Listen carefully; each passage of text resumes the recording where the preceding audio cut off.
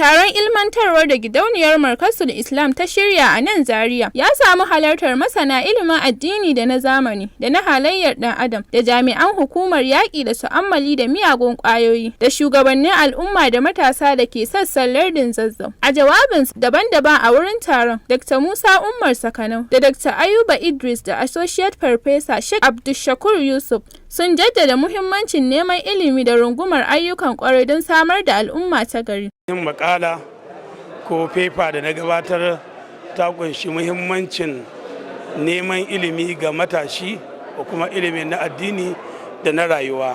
Ilimin rayuwa da ilimin da za ka gyara tsakaninka da Allah da zamantakewarka da 'yan adam da dukkan har sana'o'in nan, to duka yana ƙarƙashin ilimin addini.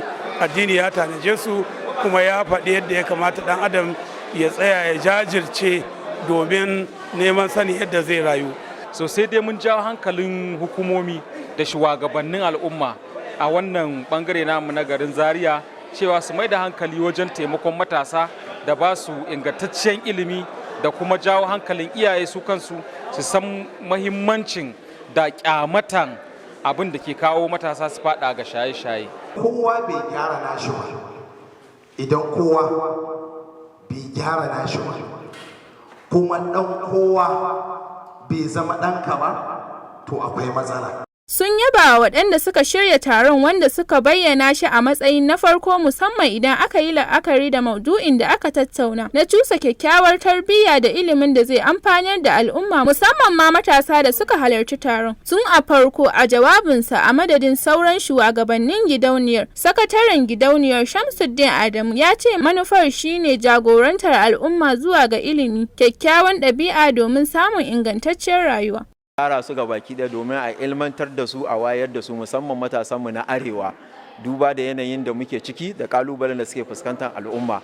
Amma ta wani hanya ne za mu iya jawo su domin mu isar musu da saƙon da muke so, shine muka gani sai ta wannan hanyar. Matasanmu na arewa ina kiran su da kada ka ce ka tsaya, kowa na ambassador of peace ne, ambassador of abin da zai kawo development ne, ma'ana a ƙasarmu na arewa, wanda kada mu yi duba zuwa ga mu ce muna jiran sai mun samu dama kaza ko rashin kuɗi mu dinga kawo ma kanmu uzurori ba namu bane matasa. Dole policy ɗinmu na wannan ƙasa ba policy ne wanda za ta yi maka daidai yadda kake so ba, ka tashi ka miƙe ka yi abin da ya kamata. Wannan shine kiran da zan yi, kuma insha Allah wannan cibiya namu a shirye take domin ta baka dama, ta baka kofa da ya kamata ka taka rawan gani a cikin al'ummanka, wanda idan ka sauya to muna fatan cewa insha Allah ƙasa za ta bunƙasa. Kamar yadda aka ce if youth has been destroyed, so definitely the nation will not be developed. Matasa da dama da suka halarci taron sun nuna farin cikinsu game da hangen nesan gidauniyar. Ilmantu da abubuwa kamar haka. Na farko akwai manya-manyan daktoci ko ce da furososhi da aka gayyace su suka zo wannan foundation, kuma sun mana jawabi sosai game da abin da ya shafi harkan ilimi da kuma sana'a, da kuma sannan mu ƙara himma akan karatu. Lalle wannan taro na yi matukar farin ciki da gani na kasantuwa a ciki, saboda yanda na tsinci a manyan malaman makaranta irin su profesoshi da daktoci da suka tattauna game da tarbiyya na matasa da kuma yanda shaye-shaye yake tasiri, yake illata rayuwarsu gaba daya. Lalle na fa'idantu sosai. Ya tsaya yi abin da ya dace. Matashi shine kashin bayan al'umma. In matasa suka gyaru, al'umma ta gyaru. Rayuwar matasa, to ya kamata matasa su farka su fahimci cewa zaman banza ba nasu bane, ka fahimci cewa waye kai, me ka dosa a rayuwa. Na samu ilimi sosai a wannan program din da ake yi, wato Markazul Islamic and Nuric Foundations.